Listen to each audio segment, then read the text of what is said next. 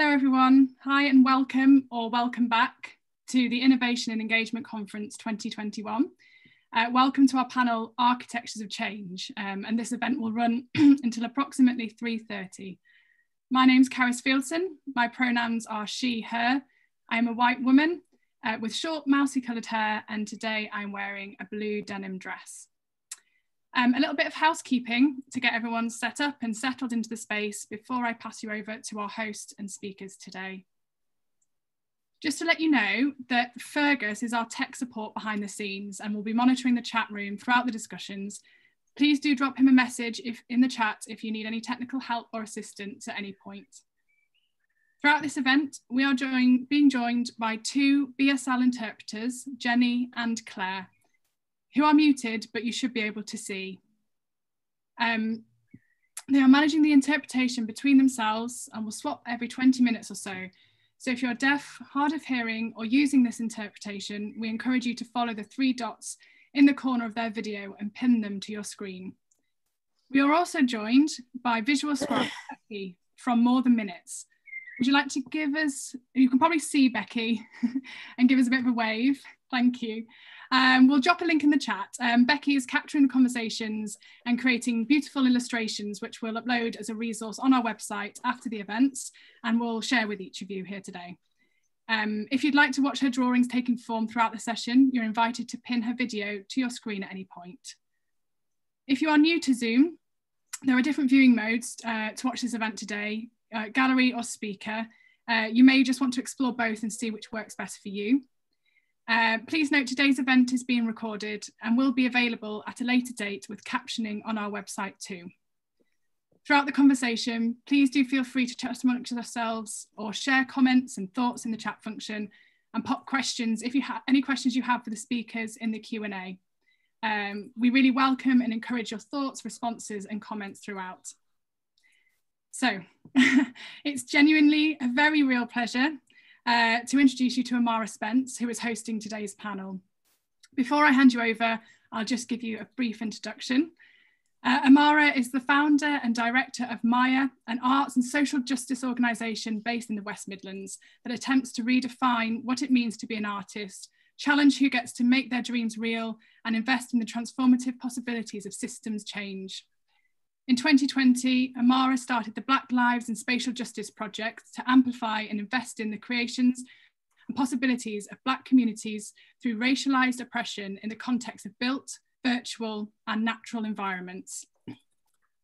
Recent projects include Yard, a social space in the heart of Birmingham designed to meet the needs of both artists and communities and helping people to come together, experiment, create and meet with new people as well as rest. In their own words, MAIA connect community-rooted artists with resources and design infrastructure to support the possibilities for change. Thank you, Amahra. I'll pass over to you. Cheers. Thank you very much, Carrie. So trying hard not to cringe there. Good afternoon, everyone. It's so lovely to see some familiar names in the chat box, and it's always wild whenever I see West Bromwich in a chat, which is like a national conversation. I'm amazed. So hi, Becky, and hello, everybody. So my name is Amahra Spence. My pronouns are she, her. I am a Black woman with bright red lipstick in a, I'll say, fake Versace shirt. We call it Fosace. And in the background, I've got artwork by Chizzy and Paula Varjak. And I'm really, really happy to see all of you here today. I would really like to thank you all for coming, and also for our wonderful guests who we'll get to in a moment. This conversation, Architectures of Change, is going to be pretty expansive in how we think about architecture, in how we think about infrastructure and what it really takes to build a more just world. So we're going to be discussing the increasing privatisation of public space and consider the resourcing and reimagining of public space for public good and social need. This panel will also explore architectural and community organising perspectives on the challenges and possibilities of engaging a multiplicity of voices in both the ownership, design and build of reactive and multi-purpose community assets. So we're here until roughly about 3:45 today. And the plan is I'm going to introduce myself and my work in a little bit more detail. And then I'm going to introduce our wonderful panelists, Melissa Mean, Andre Anderson, and Glenn Jenkins. And we're going to go in that order and hear from these absolute giants. And I'm so thankful for them and their practice and their philosophy. Each panelist is going to speak for about 10 minutes or so about their work. And then we're going to have a conversation between us. I really would encourage, we love to see rich conversations happening in the chat box.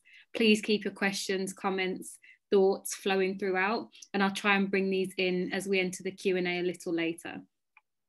We all good? Everybody's good? Amazing, thank you so much. So I'm an artist, I'm an organizer, and I think a lot about systems. I think a lot about the radical imagination. And I think a lot about liberation.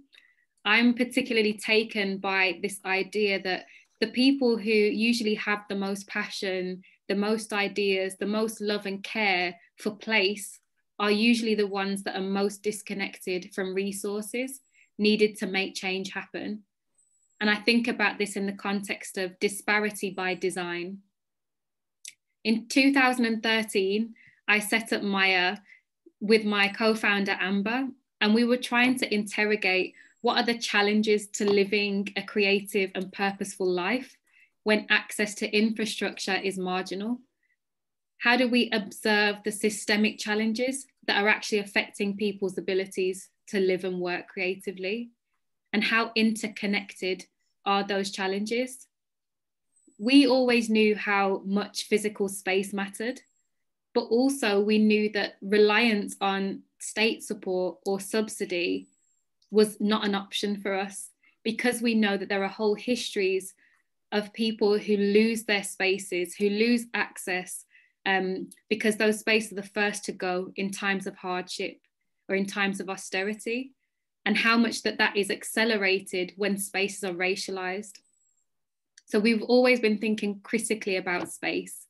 And we started to interrogate this around a series of conversations called the Developers Dinner, where we started to invite property developers and people who are invested in the built environment with community organizers, activists, artists, and practitioners. And we were having a conversation about who actually is responsible for the development of place. And over time, it became increasingly important that I personally had no interest in hearing from the sort of top-down hierarchical approach to placemaking. I saw that there was such a rich energy and hunger to lead what neighborhoods should be from the people who lived in those places, and wanted to see how do we amplify the capacity for that to happen. Around the same time, I started to dream of this space called Abuelos. And I was thinking about the ways that funders grant organizations significant sums of money for hospitality services. And so hospitality is often a significant budget line in a lot of regularly funded organizations' budgets. So I started to imagine Abuelos as a hotel, but more than that, it was a piece of neighborhood infrastructure that reinvested the cultural sector's accommodation budget in a much more regenerative way, in a community-oriented way. And we were thinking about how that resource could then go towards local people and movements instead of stakeholders, private companies, and landlords. And in thinking about that, we knew that financial sustainability of our organizations and spaces, it's not enough.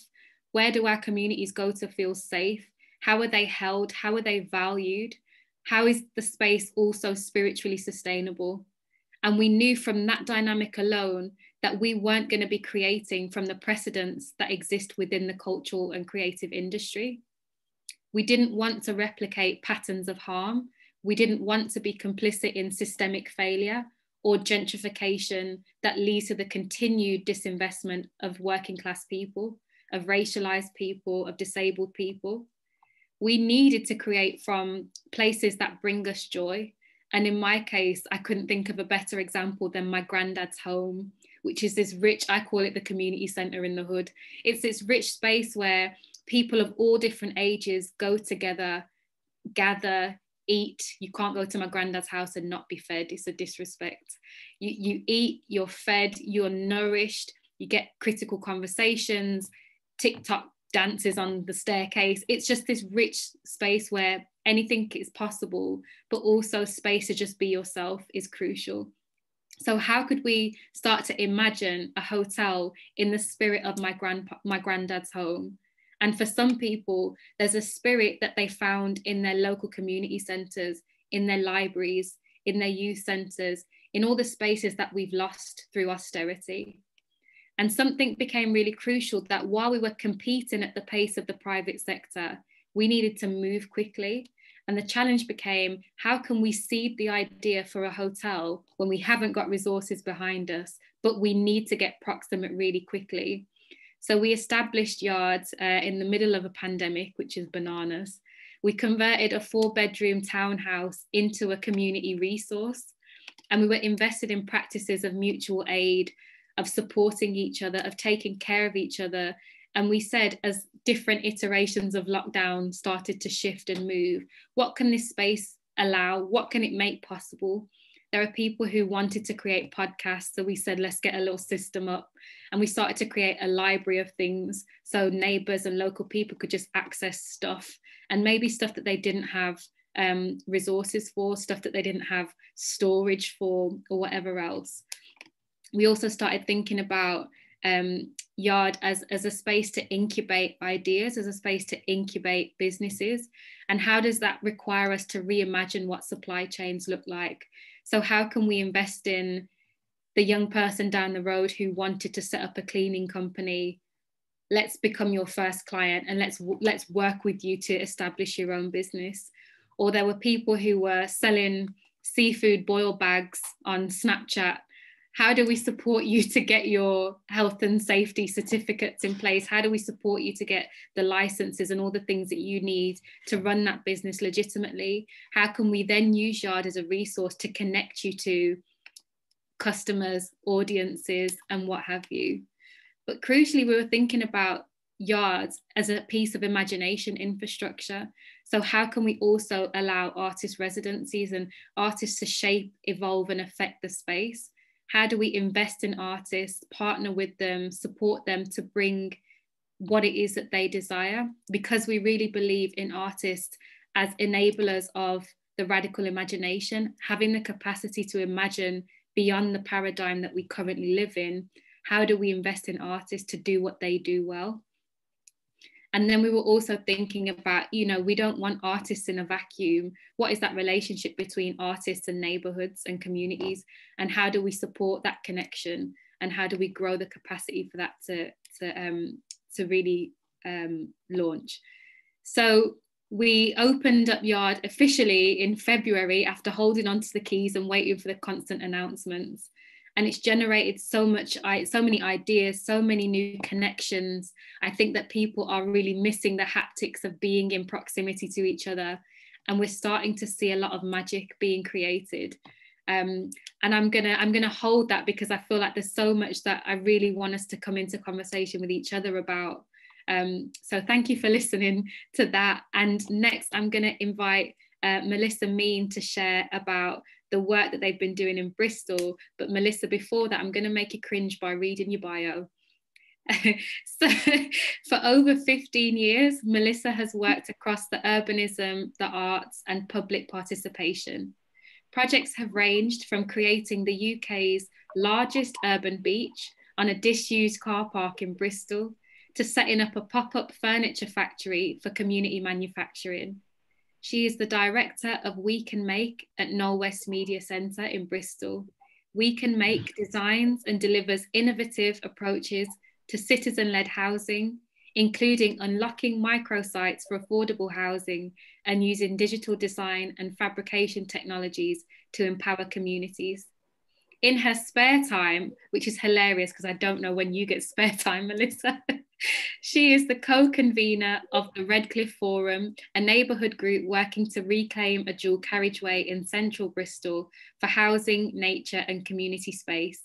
Previously, Melissa ran the cities programme at the think tank Demos, working with cities across the UK and internationally, including Glasgow, London, Helsinki and Barcelona. Melissa knows I adore her deeply, and all of the work that they're doing down in Bristol gives me so much hope. So Melissa, over to you. Thank you so much. Thank you, Amahra, and all of that back at you. I mean, like the love and inspiration every time. It's really nice to be here and kind of, you know, any space hosted by you, Amahra, I'm there really. So yeah, thank you.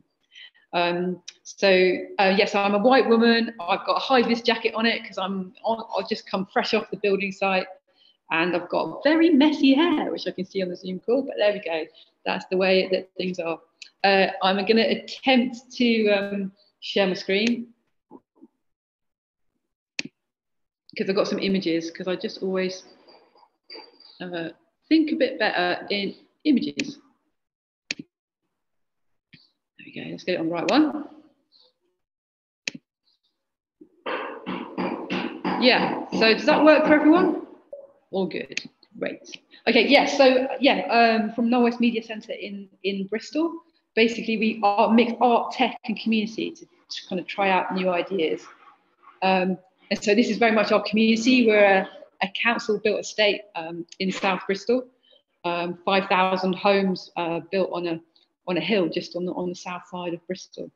And I think kind of external perceptions about what Knowle West is, it's kind of like, you know, it's a place to be fixed or demolished, and it's certainly not kind of very highly valued. But what I always love about Knowle West is, like, you know, you scratch the surface and there's all sorts of kind of stuff going on. So it's one of my favourite interactions that I had kind of going around to somebody else's house, but it's very nice. But I think it's kind of, you know, we've sort of rediscovered a little bit the power of neighbourhoods, and it's the scale that really matters between you know, the South and the kind of like the wider world. You know, particularly during COVID, you know, it's where the green spaces that we saw kind of refuge and escape. It's the neighbours that gave us mutual aid. You know, and it was the kind of community centres that converted themselves into food distribution centres. And so there's a real power in neighbourhoods. And I think, you know, part of that power is not just as kind of like emergency kind of rescue, but it's also about kind of social innovation and kind of power to do stuff. Because that's where relationships are, and that's where trust, know-how, where you can really stitch and weave things together. And, you know, you can move at that speed of trust because you know each other and you can understand each other. But at the same time, you know, there's also huge spatial and environmental kind of injustice and inequality as well that goes with that. There are neighbourhoods that have a lot more than others. So I guess part of what we're really interested in is how do you activate that power of neighbourhoods in a really positive way? And I think there's kind of two parts to that. And there's one of it is around sort of valuing the assets and resources that we have rather than focusing on what's missing.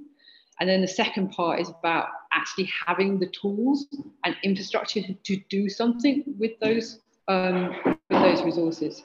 So just talking about those two things.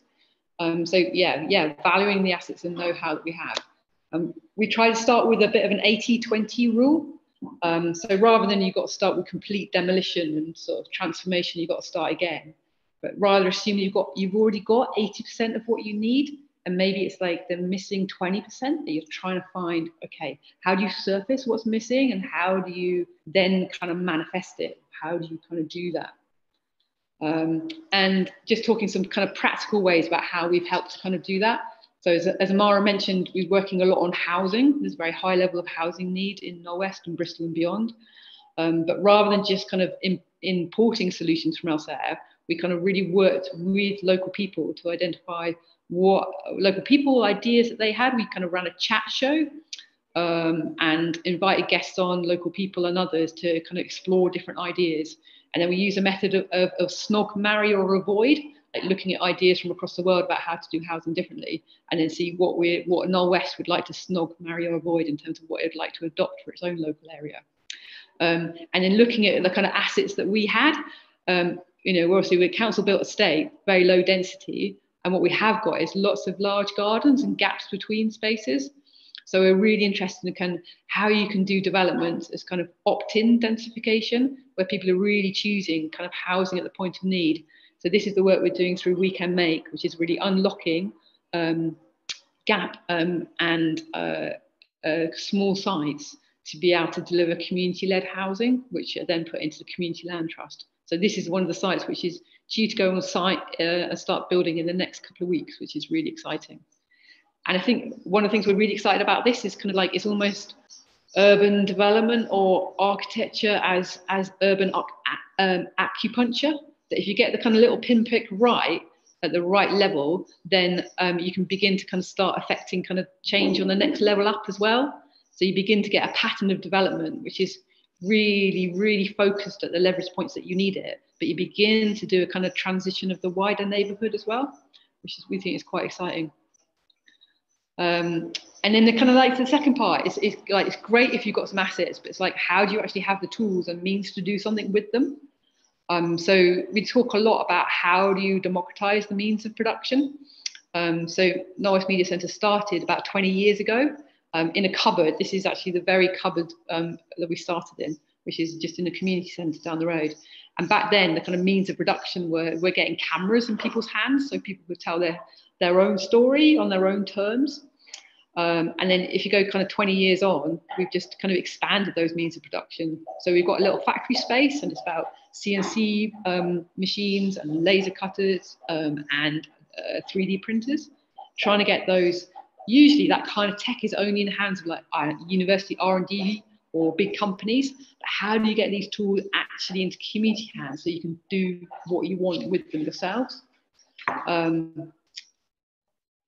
So that little house that I showed you earlier, we can actually make the entire thing in our factory. So this is John, who's going to live in it, and he's learning how to use all of that kind of, you know, he's a traditional brickie, but he's learning all of these new digital construction skills, and, you know, shaping and helping design his house and manufacture it and build it on totally on his own terms, which we think is really exciting. And it's also about the means of production, you know, not just kind of tools, but also the rules. So we made a kind of community design code to set the rules of what our new housing development should look like, what materials, what size, where they should go and things. We will even set up our own mock planning committee so that we can kind of like say yes or no to development, which is very exciting. And then I was going to show a film of this, but I'm actually just going to talk about it because I kind of don't want to steal more time from people, but I'll share a link to the film in the chat. But we're working with a particular project in a partnership with Automated Architecture, who are a spin out of UCL. And this is really explicitly looking at how do you get digital design and construction tools into the hands of communities, so people can adapt and make the spaces and homes that they really they want themselves. So this was our lockdown project last year. And so we had a crew of 20 local people aged 17 to 76, who we trained online in digital design and construction tools, sending out home packs and all sorts of other things. And we kind of started with, you know, what's our neighbourhood got, but then also what's it missing, and sort of developing, okay, what else do we want to have in our neighbourhood, and develop the ideas here. And then the crew designed this pavilion here, and then we cut all the parts in our little factory, brought it all to the site. This is our crew. This is our first day. Previously, most of us had only met online, and so it was a really beautiful moment when we all came together. And then over about 10 days, we made the Block West Pavilion, which is very lovely. And it was only supposed to be that, yeah, we had a little nice silent disco and all sorts of other nice things. But it was only supposed to be up for 6 weeks, but we fell in love with it. And so we've kept it all the way through winter and been using it. And it's been the space of kind of neighbourhood activation and connection, and a real kind of space of hope all the way through, and the possibility of what's possible. And you might be able to hear a bit of noise going on outside, because today we've got about 30 people on site. And what we're doing is we're basically taking apart Block West back down to its individual cassettes. And we're reimagining it, what else it can be. So turning it into kind of planters, little stages, mini pavilions, and a kind of kit of parts that can be distributed across the neighbourhood. So the kind of sense of activation and stewardship that we've cultivated here at Knowle Media Centre, we want to kind of extend that as a broader, well, a bit banging, a broader landscape of care and co-creation, and so that this kind of infrastructure can spread across the neighbourhood. And working again, that idea of urban acupuncture, that you start in these small spaces, then you can begin to think about, okay, if you can do the small spaces in this really co-produced, co-designed way with community members, then, you know, maybe we can begin to do kind of bigger housing developments, or thinking about our high streets and town centres again in different ways. And it really is about how communities can share and have the actual infrastructure and tools, but also the power to kind of actually shape and really directly hands-on make these places. That's a silent disco. Oh yeah, yeah. And this is the crew that's down there now doing the stuff, which is kind of cool.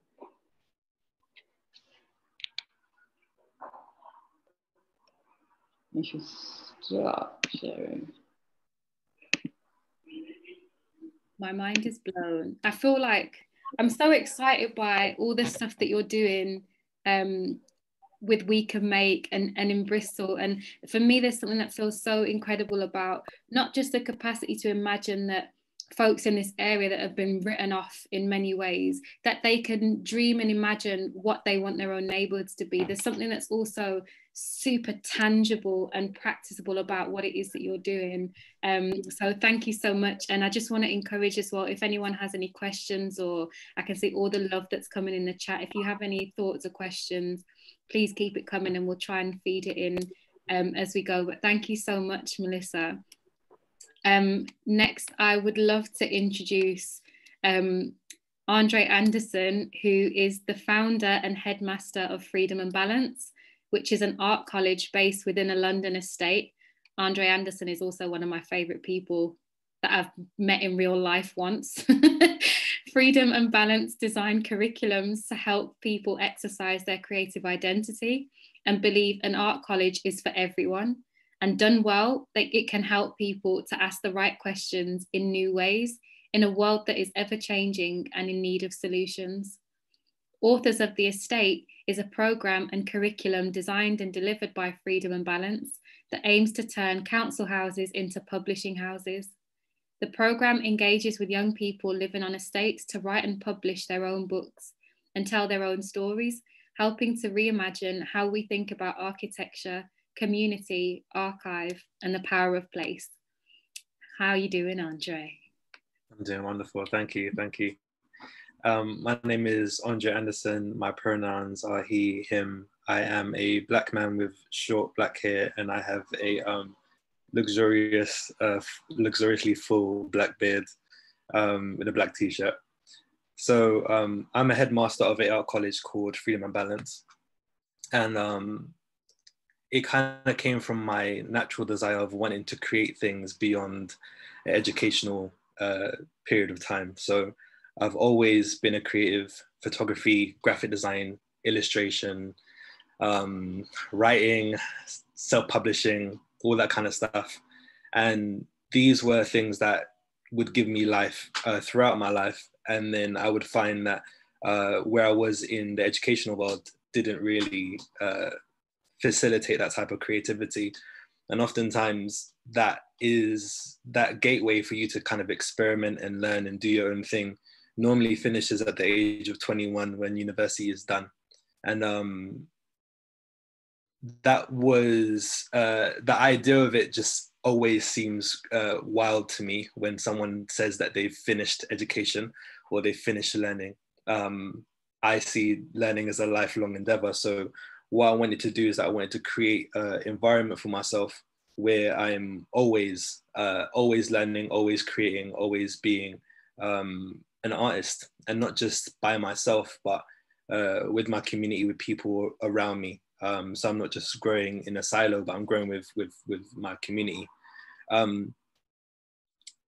I struggle with space. I've always had this idea that at some point I would have this big complex with different creative tools and anyone could come in and make stuff. The reality of making that happen is incredibly difficult. And also as well, the resources you need in order to keep that sustained for a long period of time is also difficult. So my journey is a little bit different, whereby I had to ask myself, what place do I want to create? And then what spaces can this place fit in? So the origin of my college, we started maybe 4 years ago. And actually it started on Instagram. It started on Instagram DM chats. And essentially I gathered 4 people and I called the group Art Attack. And I said that basically what we're going to do is we are going to create for ourselves a learning environment. We're going to write a brief for each other, and this brief is going to be 1 word. And then by the end of the day, we would have to creatively respond to that brief, and then we'll critique each other's work. And we've done it for like a week or 2. It wasn't for long, but that small environment made me realize that the big dreams that I had for my future can actually happen in a small demonstration in the Instagram DM chat. So I then started to ask myself, like, what does it mean to be a headmaster of an art college? What does an art college mean to me? What does education mean? If you were to design a curriculum, what would it be like? And that basically turned into a ton of conversations with me and friends spanning over years that are recorded and documented, which ended up turning into the community we have now. So we currently have 500 people who are technically enrolled to Freedom and Balance. And at any given moment in time, we would have 12 people in a session. We run sessions nearly every Thursday. But one of the curriculum that we designed that I'm very much proud of is a curriculum called Authors of the Estate. And that basically started a few years ago because of where I live. I live in a place called St. Raffles Estate, Northwest London, which is a council estate. And oftentimes anyone who knows that estate often has stories that's associated with that place. They're not good stories. Someone got robbed, someone got hurt. And that is normally stories that are created by 15 people in the area in a 1,000 home estate. So we all then get those stories attached to us. And one of the things that I wanted to do is I wanted to figure out how we can figure out a way of telling our own stories, whether it's good, bad, or ugly, sharing that and then mass producing it and giving it to everybody to enjoy. One of the questions that we had is, how do you turn a council house into a publishing house? So an area whereby we don't have much resources, our youth centers and our community centers have been locked out years ago. A whole generation has passed and don't even know that we had youth centers. How do we get this area whereby the only place that we have is our house and the small little like bus stops in between us? How do we use this as an opportunity for us to have interesting conversations, but document it in such a way where these can be published conversations and books, and we're not just doing it for something that looks cute and fun, but actually we can mass produce on a regular basis and be our own publishing house. So these are an example. I'm currently holding up two examples of the books that we have.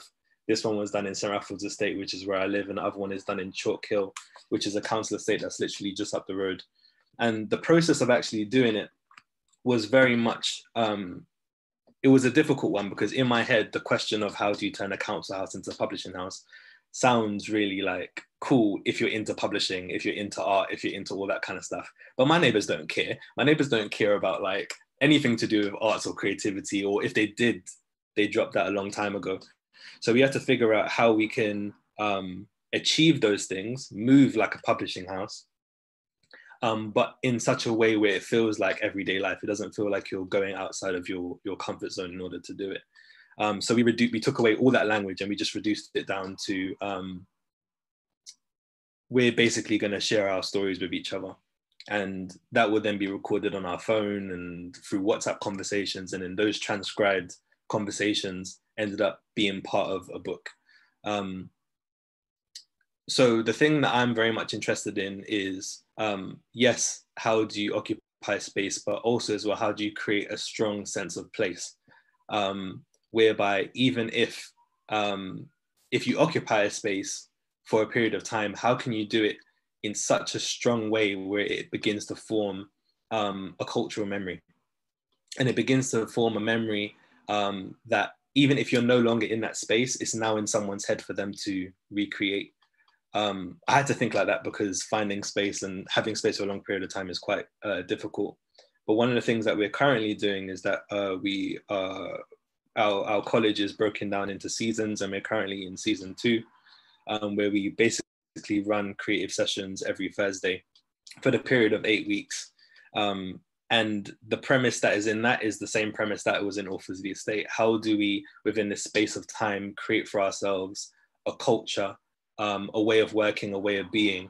So no matter where we go, no matter what spaces we occupy, that spirit is still there. So I'm very much more interested in place than in space, but I live in an area where that ends up being like one and the same.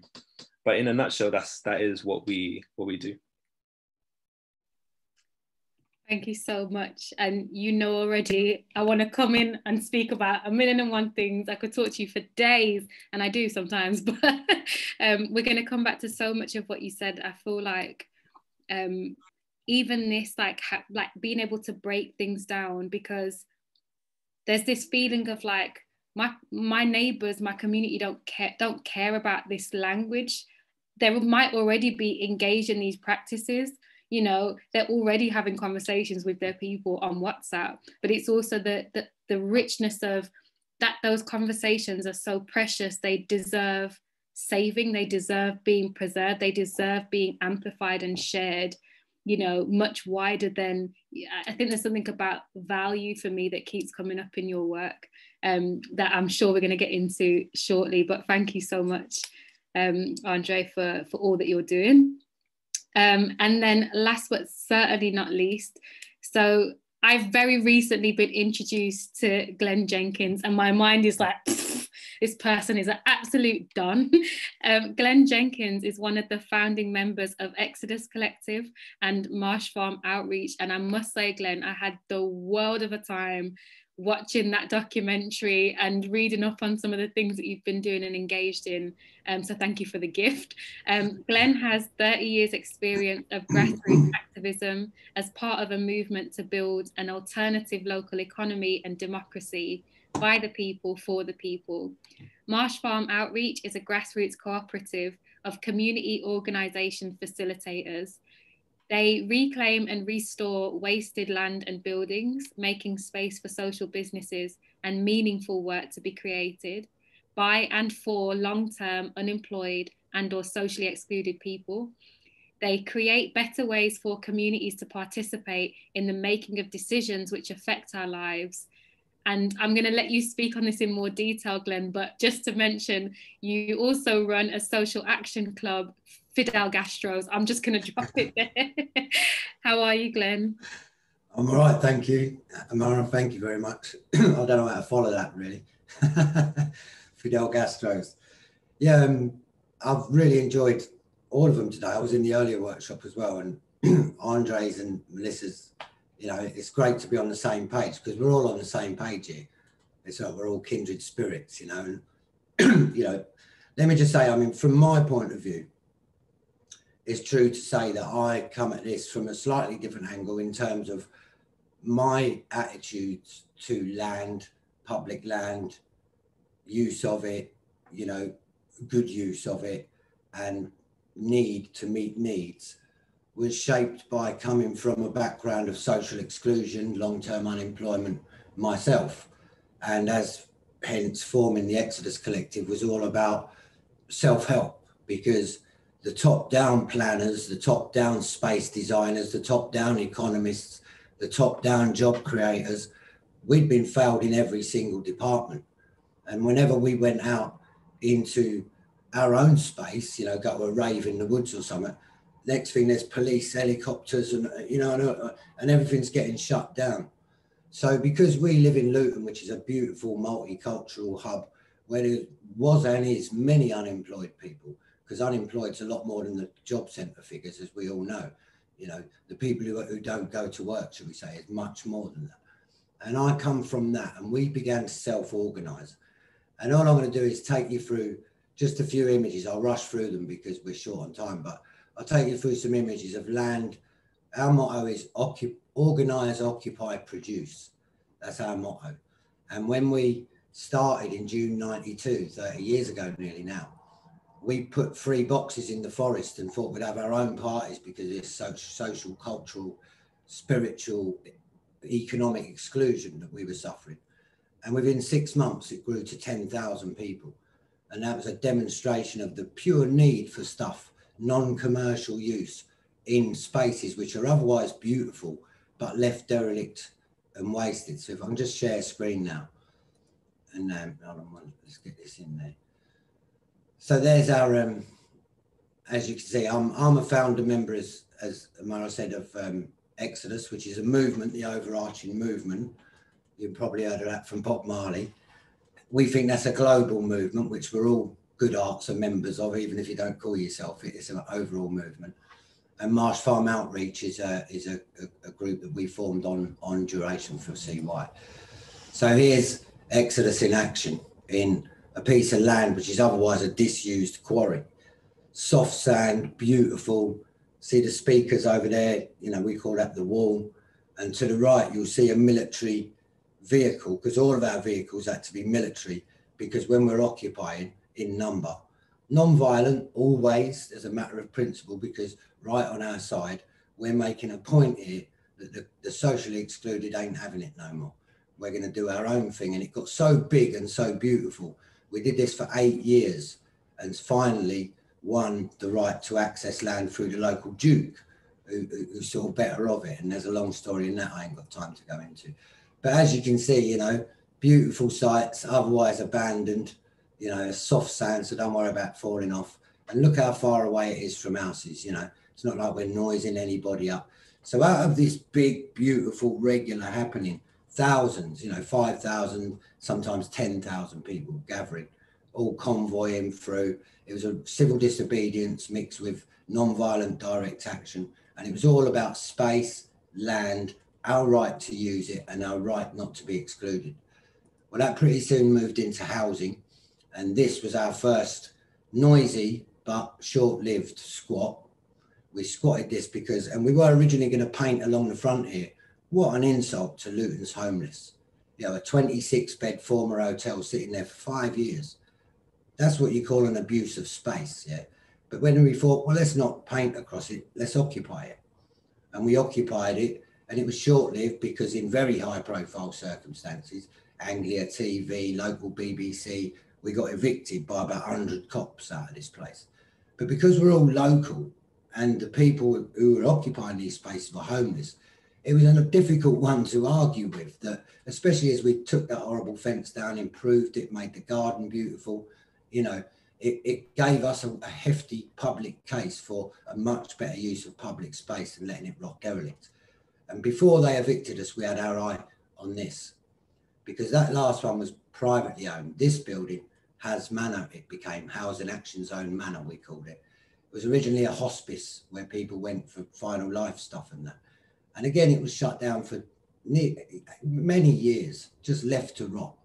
And but the council owned this one. So we knew that we had a stronger case, especially in such high profile eviction circumstances, to occupy this. Very long story short, we formed a cooperative called the Housing Action Zone. And I'll show you this picture because on the way to being that co-op, one of the rules was the place had to have running water and a kitchen to be able to claim housing benefit, because we paid for it by pooling our housing benefit entitlements. And then every 2 weeks, we would have these housing checks come in and we'd all be able to buy materials, and people learned painting, electric, they learned a lot because we had, but this was the kitchen being done in order that we could get 50% of the housing benefit. And there it is when we'd finished it with the old communal mill going on. This was a derelict waste being turned into something beautiful, full of wards. Each of these buildings was a ward, and there you see an empty ward, which became a beautiful place. And a lot of them kids you can see they're born at the manor, you know, so there wasn't just buildings being restored, lives were being restored here. There's the creche, you know, where the kids, and that was, again, those are pallets on the floor. That's pallet wood you see on the floor. And you can see the love, you can see the art, you can see the care. And bear in mind that these were people who were long-term unemployed, excluded, and doing nothing. It weren't just a building that was derelict. Our latent skills were derelict. So the whole common sense of a better use of public space and to unlock people's skills is unassailable, it's unarguable with. And so we progressed to the next building. When we were squatting, you can see why this was appealing, because it had a massive party field next to it. We occupied it when we were walking around in the morning. It's called Longmeadow Farm, been empty for about 8 years, former pig farm. That's how long it had been left. That was that house you just see, which was completely overgrown, completely wrecked. So we got to work on it. And, you know, people, the collective grew and grew as people became more and more hands-on involved in transforming this space into something much better. And as you can see, as it got better, it got livable in. And again, children were born here. We eventually, all of these, by the way, were eventually licensed because the common sense was, as I say, unarguable with. And we were always, from the moment we occupied them, put a better use plan to them, which included a business plan, which included a better use objective. You know what I mean? It weren't just blind squatting, it was tactical squatting. And there it is, looking even better and brighter. And just a quick one to remember what was, you know, that was transformed by the community. Now, more life other than our own kids were born there. We've got some Vietnamese. Funny enough, when we squatted this in the first instance, we got these pigs and goats and that to make it harder to evict us because we wanted it to be a drama. So they'd need animal, and it turned into a community-free farm.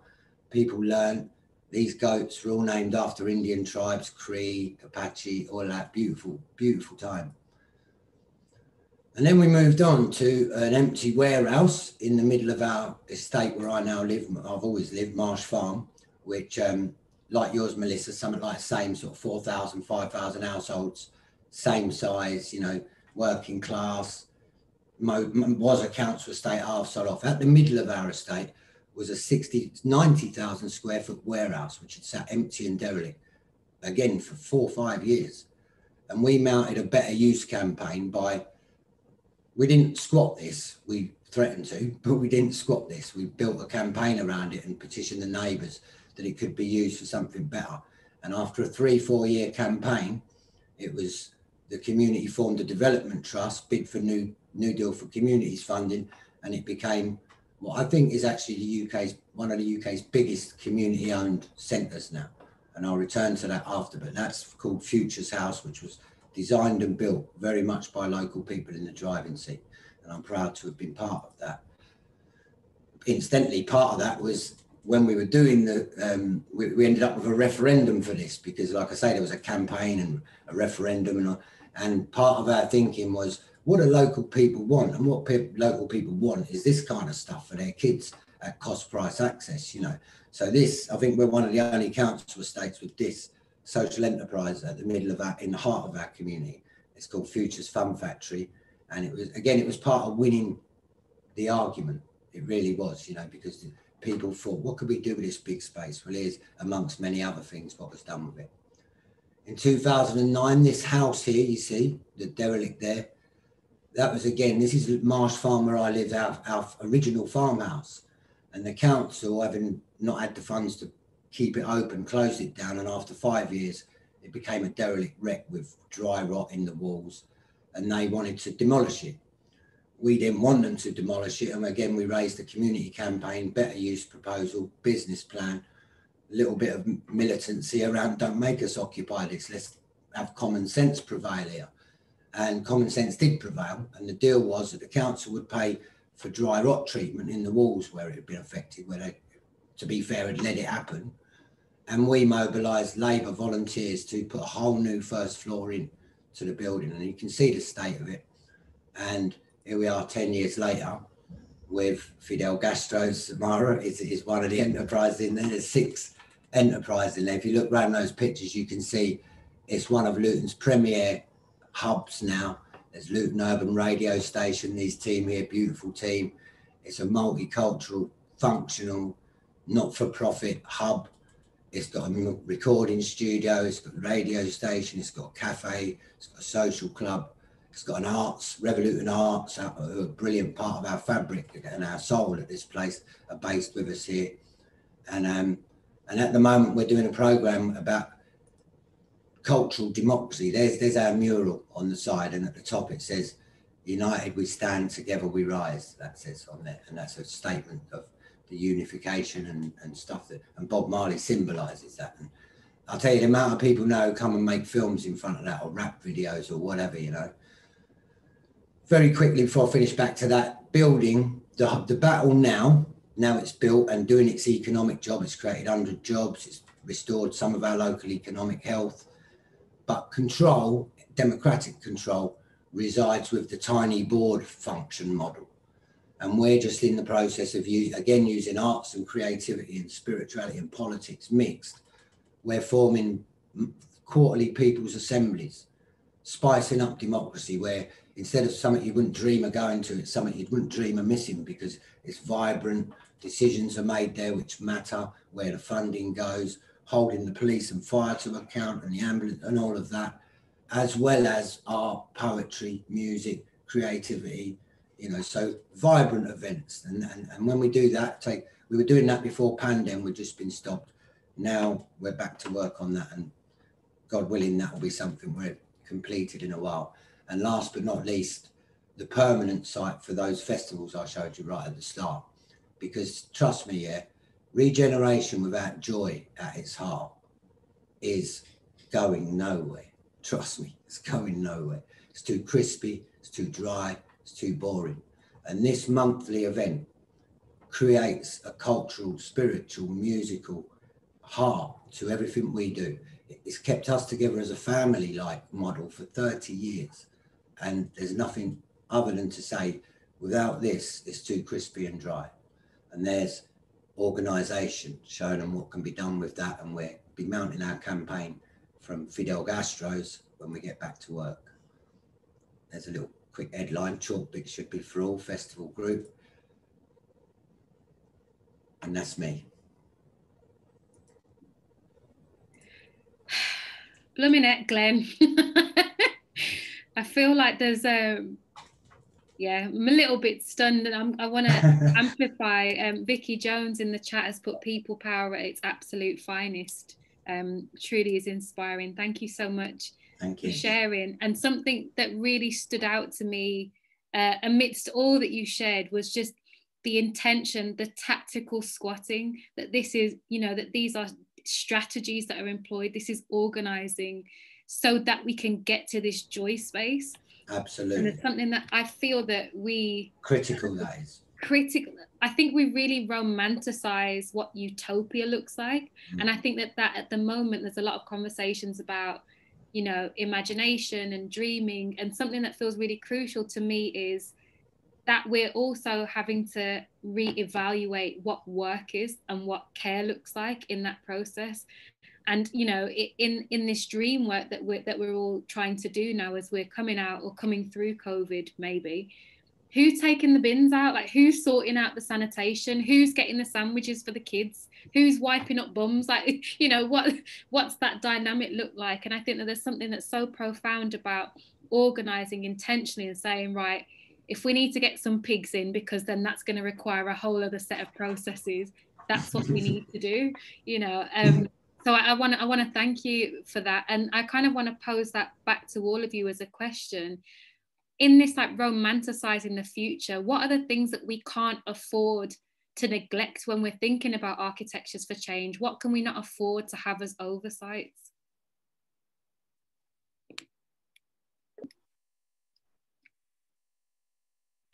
Can I just come in there? Glenn, just love your line there. Regeneration without joy. Oh, yeah, doesn't work, does it? What's the point? Totally. And I think there's also something in that, you know, imagination without actually doing something tangible and real. It's sort of missing the point as well. So it's all about creating some glimpses of that future. You know, the first step to a better future is imagining it. The next step is bloody doing something about it. I think for me, one of the things that I've been thinking about a lot is pacing. I think that even when you're trying to make something alternative, it's very easy for you to adopt the language of a capitalist, which is basically like, it needs to be bigger, better, stronger, faster, all that kind of stuff. And you're making a whole different creature. This is not the same as what you've learned before. So like taking your time to understand what you can and what you can't do, what's possible for you that other entities can't do. But then also as well, how do you pace yourself in a way where, can this go on for 50 years? Can this go on for 8 years? Or are we doing this in such a way where this can only last for 2 years maximum? So going back to the reason why I even started to think of the idea of seasons and saying, listen, we're only going to be doing this for 8 weeks at a time, is to just like set the boundaries to be like, we're creative, but we're not creative forever. Like, we're not doing this like without any stop. And I think that that's one of the things that oftentimes when you're at the beginning of a brainstorming session, it's very hard to factor that in, right? It just feels like, yeah, we're going to do this forever. And like you said, the self-care, pacing yourself, understanding your gears, what is level 1, what's level 2, what's level 3, for me is so important. And just on that pacing thing, which I think is so important, because I think just being in the community sector or the arts sector, you have to hold these spaces for such a long time. And if you try and do that, holding that space through full throttle intensity for that whole time, it's going to be game over. So knowing that you're in for the long game and some of the changes that you're trying to bring through are going to take years, you know, to be there for all of that and be willing to hold that space. I think that's one of the hardest challenges. Can I just say something to that? Yeah, that's very true. That's very true. But I guess the way I look at all of this, the whole thing, as I said at the beginning, we're all kindred spirits in the same kind of field. Yeah?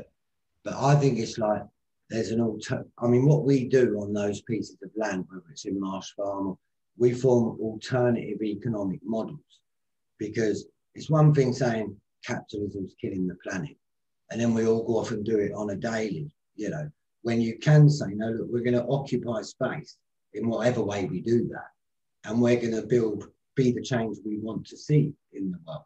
So we form cooperatives and all this sort of thing. And I think this is what I'm saying by kindred, not only kindred, but connected. There's hundreds of thousands and maybe millions of us doing that throughout this country, you know, building like you are, Andre, you know what I mean, building something which it's not about like a private game making money. It's about education, it's about reach, and it's about inclusion, you know. That's what I call good art stuff, yeah. And I think us good arts, who are all doing our seemingly individual thing in different spaces throughout this country and the world, are destined to all come together in a better economy and a better world than, I mean, you know, the old World Social Forum, they say another world is possible. Well, I think another world's developing and happening, and we're all part of that. So I guess then time becomes less of a factor than if you're on an individual sort of, I totally agree, Melissa, you know, I mean, burnout mashes down many people around the individual project. But sometimes the thing they've left in space is part of the continuing sensible use of public land that we're all talking about. Glenn, I think that what you're saying is something that I don't feel like I'm in enough conversations with, which is like, how do smaller organizations or smaller groups actually begin to work together? Because I think that there's often that thing where it's like, you're small, but in your head, you're a big person. Like you're basically trying to be a conglomerate, trying to like run everything. Yeah. And at the end of the day, once the responsibilities hit your way, it's like, you don't want to be responsible for everyone. Do you know what I mean? Sure. It's like, you started this for a reason, for a very specific cause. And there's someone else, like everyone in this conversation, we're all taking care of very small plots of land. And there is a power in knowing how we can relate to each other rather than like everyone trying to be an island. Absolutely. There's something about like thinking about us almost like as a distributed, or like a constellation. And I love when Adrienne Marie Brown, she often talks about how I read her book Emergent Strategy a few years ago, which it gave a language to things that I think spiritually I knew, but I didn't have the articulation for. I couldn't think of the vocabulary for. In that connection, there's something about us needing to do our thing in seemingly disconnected spaces above the surface, like above the land, but below that land, those roots are so connected in a way that we are interdependent, that in order for Marsh Farm to grow and do well and be super invested in community, there also has to be this whole constellation that is also healthy for freedom and balance to exist and thrive, for Knowle West Media Centre to birth something that we can make. It takes all of us, like all of us have to be okay for all of this to be okay. Yeah. And I want to come to this point before, because Melissa may have to go, but you all touched on tools and skills in some way. And I keep thinking that if essentially we are almost in the midst of like apocalypse, right? Like the world that we've known has ended. And in many ways, the world that we're in continues to end. We're in this like cyclical apocalypse. What are the skills that we need for that future ahead, where as we're constantly reimagining, rebirthing, building new worlds, what are the practical skills and tips, tricks, lessons? What do we need to know? What do we need to do? What do we need to learn? Go on, Melissa. I mean, ask the massive questions, why don't you, Amahra? Just small things, you know, or give us a couple of things to think about if you can. Yeah, well, I think it is. It's like it's being okay with the enormity of it, isn't it? And that it's okay to start somewhere, and just you know, starting something is kind of good, really. And it is about kind of mindset, and it is about knowing that you can rely on others. You know, your line about the constellation, you know, we talk about the ecosystem, you know, you're only as strong as the ecosystem that you're in. So it is about those connections. So it is about starting small and making sure you're sharing what you're doing. So, you know, things like this, being out in the open with your work and sharing it, that helps to make us stronger, doesn't it? So it's partly about how we get the knowledge shared around a bit more easy as well, and how open we are with that. But, you know, we do have to ask for more as well, because we do need actual like infrastructure and resources and power. So means start production. ask for more. Yeah. Sorry, Glenn. Yeah, I was going to say, from my perspective, I think large group organising, community organising, call it what you will, yeah. Organising is key. Organisational capacity is key. And particularly when you're dealing with community, large groups, because what the Exodus experience shows is that large groups of people can transform a space really quickly. And the joy factor of transformation visibly around you is felt and drives the whole picture. Whereas two people on their own chipping away at the White Cliffs of Dover with a toothpick is frustrating and takes a long time. Do you know what I mean? So that big transformational ability to shift and transform a local, because let's face it, with all these closures, there's a lot of local space now going to be sitting with under padlock and key, doing nothing when the need is much greater than it was before. So, you know, this common sense, defiance of common sense equation that we find ourselves in, organisational capacity is key to that. So joy and organisation is for me the key messages that need to come out of this.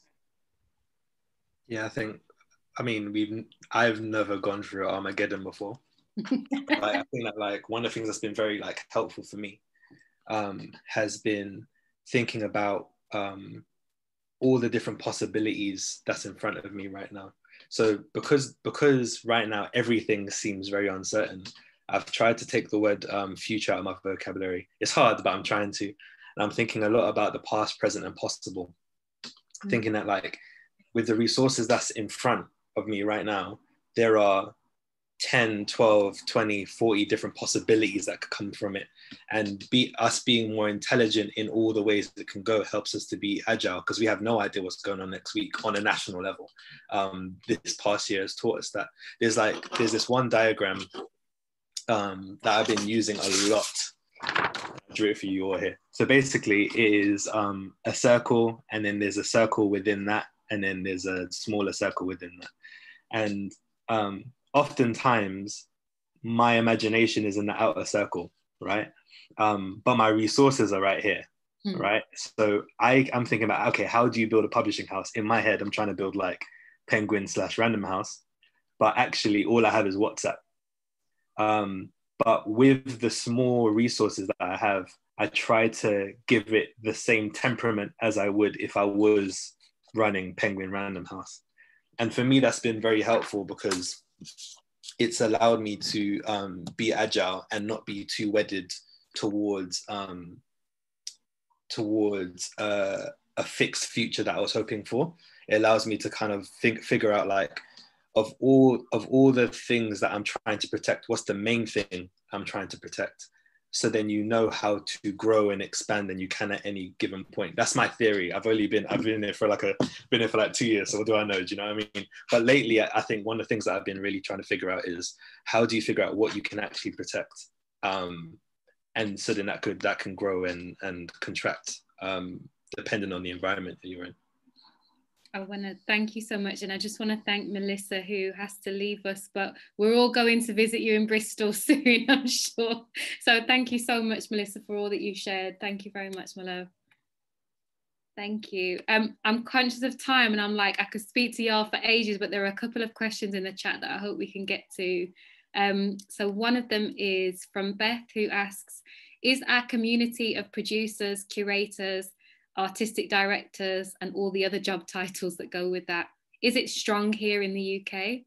We work so much of the community. Are we building strong relationships between the different cities or regions to foster support? Is that even something we should be doing? In my circles, no. But I think that I'm definitely interested in that. The reason why I even speak to Amahra is partially that reason, right? Like, we're very similar in many ways, but like also as well, I think that there is something in staying in conversation with people in different contexts. So then you know that growth is not just happening in one singular place, but it's happening in different places. So I definitely think that there needs to be more of an effort on, well, I can only speak for me and the people, the practitioners that I know. There definitely needs to be more of an effort for that to happen. I'm also conscious of, I think the desire to almost like forge one thing, to me, it kind of edges us back into this sort of monolithic, sort of like post neo-colonialism way of thinking, that there must be one central thing, as opposed to constellations, which remind us that there must be a multiplicity of all these things. That's how you have nourished soil, that's how you have capacity for growth, that's how. So I think that, the idea that I think there are several communities that are working sort of across geographical boundaries that are growing, and so there's something in that to me that feels like there's a question that feels oriented towards what we mean by cities and regions. Do we mean like the state? Do we mean local authorities? Or do we mean people who, I don't live in St. Raph's estate, but I've read all about it from authors of the estate, and it reminds me of the estate that I grew up in, and that we're able to build community with each other through the stories that we exchange. How are we thinking about place? I think that's something that... Yeah, because I don't know if we've truly seen it yet. I don't know if we've because oftentimes when you think about small organizations like ours, sometimes there's a mentality of like, we're small now, but we're trying to get to be a big organization kind of thing. And I don't know if I've experienced being connected to so many small organizations to the point where it's almost a whole different thing, to the point where you don't have to think about being the bigger person. The way you can operate, the resources that come your way, or how you can distribute resources can be completely reimagined. And I feel like that happens in very small microcosms, but I don't feel like there's a national equivalent of it, or even a citywide equivalent of it. I personally haven't seen that, but I think that there's mad potential for that to happen. Can I just pop in there, Mara? Yeah, please do, yeah. Yeah, I was just going to say, is it this sort of constellations, I like that word, of all of the small coming together, and if you look at like another example of that shift these days is the internet, where, you know, you've got these sort of like professional liars, as I see them, you know, in certain outlets and all of that. And it used to be the score that they hold court, what they say. There's only these few news outlets and all. These days, there's an unpaid army of fact checkers, you know, people just spring into action straight away. And they used to say, oh, it takes the truth, you know, all the way around the world, a lie all the way around the world before the truth gets its shoes on. But these days, the truth gets its shoes on pretty much straight away. You're getting, you know, information fired back.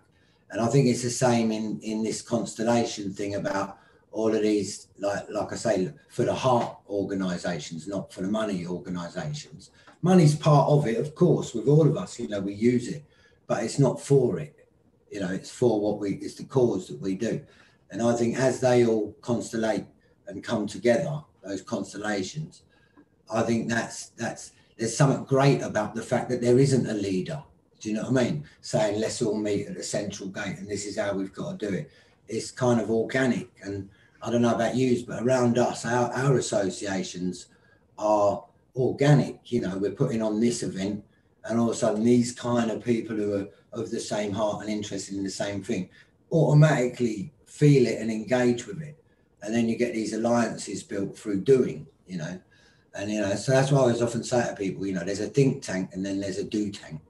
And if you're a do tank, then things happen around you and you need to organise yourself because you're doing stuff, you know. So, yeah, I think the constellations are good. And I love that, Amahra. I'll be using that if that's all right, mate. Passing it on. We're passing it on. We've got a couple of other questions in the chat. So one of them is, how do you encourage people to take ownership of spaces and projects in their community, particularly in communities that have low participation rates in arts and culture? Well, what we've done with authors is that we had to really reimagine what an author was, because there's some people who sit down and write and actually pen out a chapter, and there's someone who literally came into the room, said 2 sentences, we transcribed it like, cool, you're an author. So what we wanted everyone to be sitting down writing Lord of the Rings, but there's not a lot of people who have that kind of ambition or the capacity to do it. So what we done practically was that we basically internally used the term level 1, level 2, level 3 author. So level 1 is basically you come into the room, you say one thing that gets transcribed. Number 2 is like we had a series of conversations, maybe through WhatsApp, maybe face to face, and that gets like put into a book. And then a level 3 author is someone who not only has written something, but they're part of the actual making of the project and putting it out there and promotion and all that kind of stuff. So there's different levels of responsibility. The level 3 authors, there was like 2 of them, maybe 2 or 3 of them out of the 22 people out there. Most people are level 1 authors, which is like they said one thing, right? And it's not a level of importance. Everybody has their own individual like roles to play. But for me, one of the things that I've tried to unlearn is the idea that you need hundreds of people to be involved in something for it to be important. You really need 2 or 3 people. 2 or 3 people as a community. Like you really don't need any more than that. So for me, one of the things that I think responsibility is, and then how could that be divided so that everyone can play a part? I was reminded both in your response and in the question about sometimes a lot of folks have there's a tension around what it is to own. And I think there's a word that was used before about, I think it was Glenn that said, it's not about leaders. And it reminded me there was a quote, and I need to find its source, but there was a quote that was talking about, it was referencing Martin Luther King. And it was essentially saying that we look for leaders, like we feel that we need leaders to give us direction. We don't realize that we are our own leaders. We don't realize that Martin Luther King was a charismatic man. He was a spokesperson. He wasn't the leader. Martin Luther King had a whole collective of people around him. There were people behind the scenes that didn't have the visibility, that maybe weren't as articulate or charismatic, who were also leaders. And there's something to me that feels like within the encouraging people to take ownership, there's an internal journey that we're having to go on with each other to say, how do you understand that you are inherently valuable first and foremost, before you can even get to the point where you think about ownership of space and ownership of projects or leading projects. You have to understand yourself as a being that is inherently valuable. And there's also there's a sort of tension around even the desire to own. Maybe a lot of folks no longer want to own. Maybe we want to be in relation to, maybe we want to steward, maybe we want to collaborate with other people, maybe we collectively want to birth things, but that orientation or the language of ownership is also a detraction. It is also a deterrent, you know. So I was thinking about that as you were kind of responding, Andre. Can I add something there? Please. Common ownership is obviously, you know, a sense of collective ownership. You know, we have an equal right and duty by the planet, for example. You know, it's a very healthy sense of co-ownership. You know, I think private ownership of land and properties and that, I think, is part of the scar on the face of humanity, actually. I think, you know, underneath everything. But I was going to say that the leadership, in the way we were discussing it earlier on, where, you know, you give a lead and say, like, this is it. I think the only leadership I'm happy with and content with is, and it goes some of the way as to how do you encourage ownership amongst other people, is that by example, leading by example.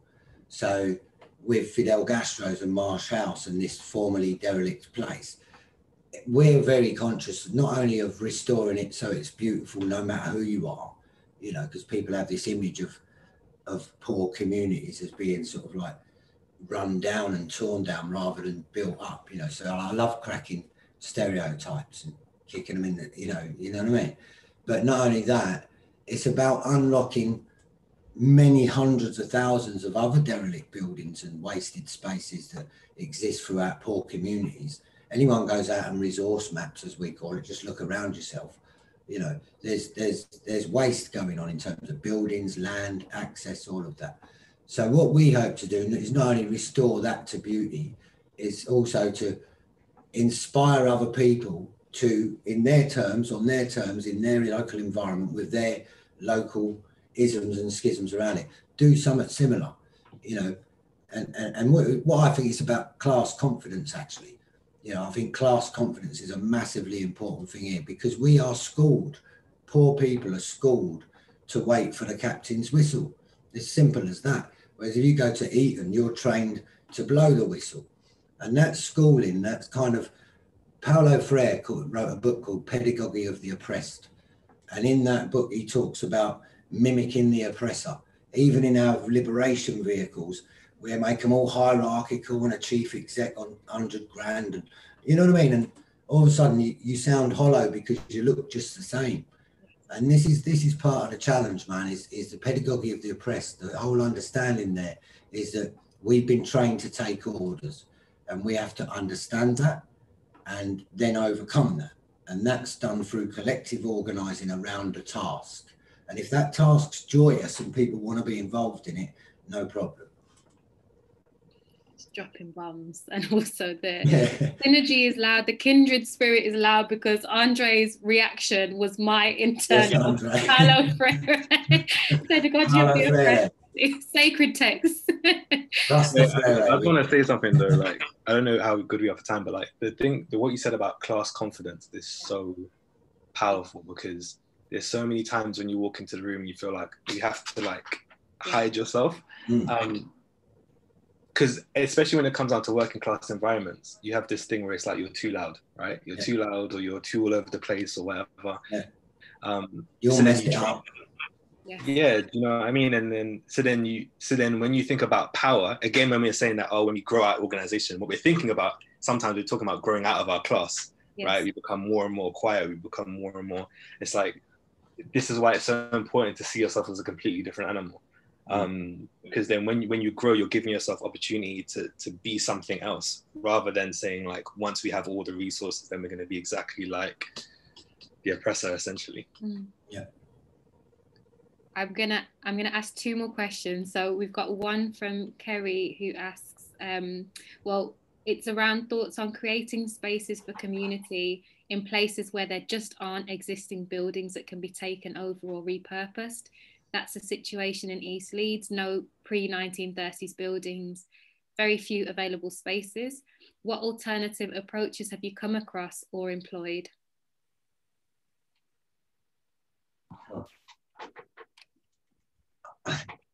I mean, my whole thing is that, I don't have space, so then we make it work. So essentially, like, I try to use all of I call it a space without a space. So WhatsApp, Zoom, when it's sunny, meeting people on the street, phone calls, email.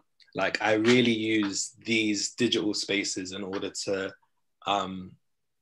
at least like keep the pulse going for a period of time. My dream is to actually have space, and my dream is to be able to hopefully that when we don't have space, we demonstrate what we're doing strongly enough so when we do have space, we know what we're doing.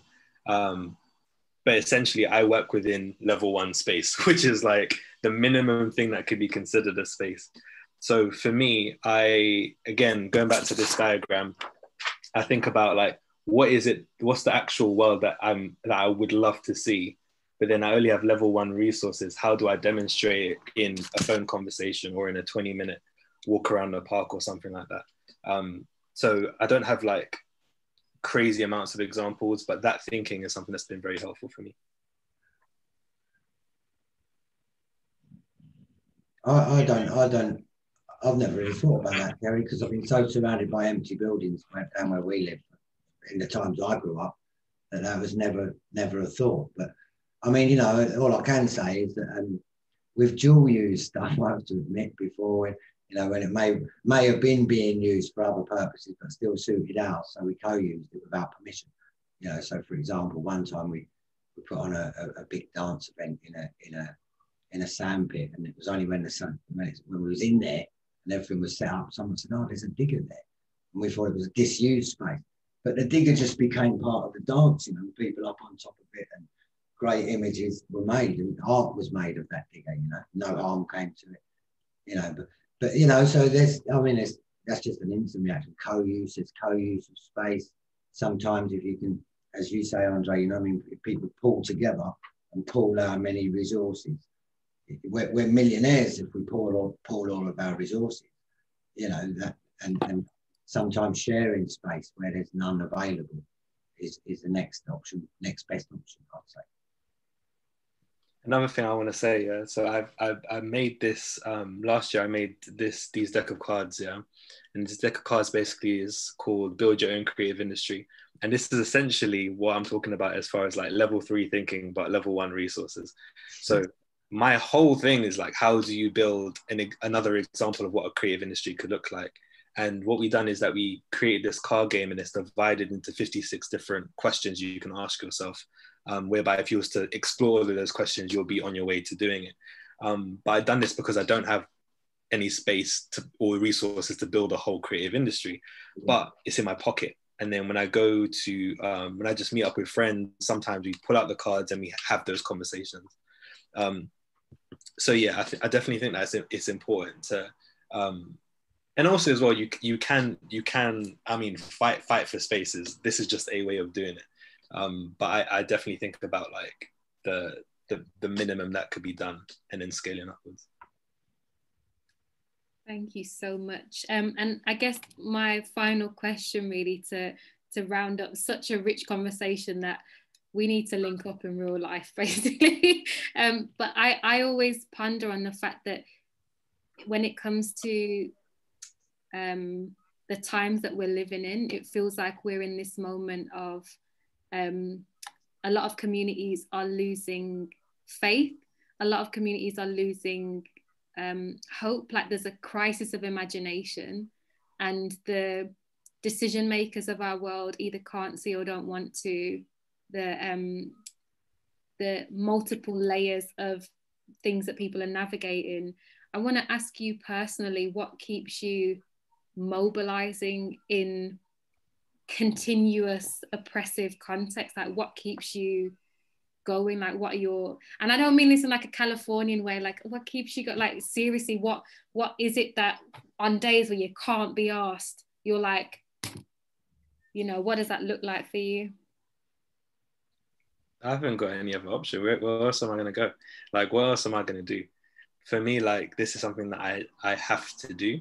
This isn't for, it's fun, but it's not for fun in a sense where it's like, it's frivolous.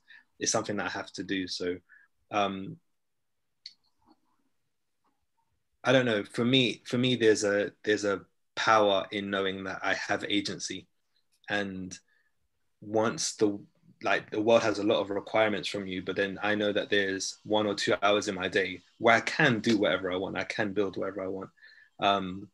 And I really treat that as the most precious thing ever. And I try to build it the same way how people build up their muscles when they go gym, right?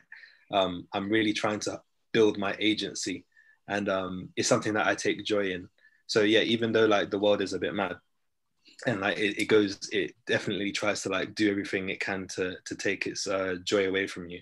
Like, I have no other alternative. I've got nowhere else to go in order to feel like I'm working on purpose.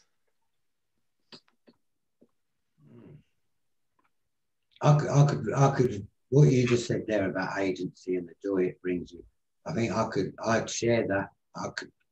I'd say the collective power, the collective agency of the community, particularly in Britain, for me, it's what drives me. I genuinely believe that we're a step away from a much healthier, much more democratic, properly democratic scenario in the UK, because the old one's so rotten, like grapes in a vineyard hanging off, you know, ready to fall. The sort of parliamentary democracy. I think as we move towards a more participatory, bottom-up, neighbourhood-led accountability, all of these things we've been talking about, and joy, you know, I think we're on the cusp of something. I really do, and that's what keeps me going. I think spiritually, this Britain PLC is the heart of the empire, you know, and organisation from below for better reasons than money and hoarding and competing is a heart attack really in Britain PLC, you know, and so I'm part of that uprising, and that's what drives me. It's more than about a beautiful building and use of space. It's about decentisation, if you like, a more decent economy, a more deep. I care about that for my kids, your kids, all about that, and we all care about that, you know. So I think when you can connect your daily works to that, then it's, you know, much better than working in Amazon. You know what I mean? So do you know what I'm saying? That would, you know what I mean? I'd feel different about life if I was in that scenario. But I'm in a scenario where we're building the change we want to see, you know. Yeah. And I feel like we're doing good in that process. So that's what keeps me going, Amahra. And the arts are a great part of that, you know, the joy part of it. Yes. I really resonate with what you've both shared, and just it feels like it's a reiteration of the heart work, the soul work, the sort of spirit work that both of you have touched on already. I want to keep talking with y'all, but I also want to be mindful of your time and everyone who's joining us, their time. I want to thank you both so much, Glenn, Andre, and Melissa, who's had to leave. It has been such an honor just to even have this bit of time with you and to learn from your wisdom and all the work that you're doing. Just, yeah, super, super grateful. If you do want to leave your socials, I know the team have been like putting in links and stuff as we've carried on, but if you want to add any social media deets or anything like that, feel free to pop them in the chat. I want to give a massive shout out to our wonderful BSL interpreters, Jenny and Claire. Bless your hearts if you've been able to keep up with us. For me in particular, I feel like I got extremely excited. So thank you so much for bearing with us. We're so grateful to you, and also to Becky, who has been also, bless your heart.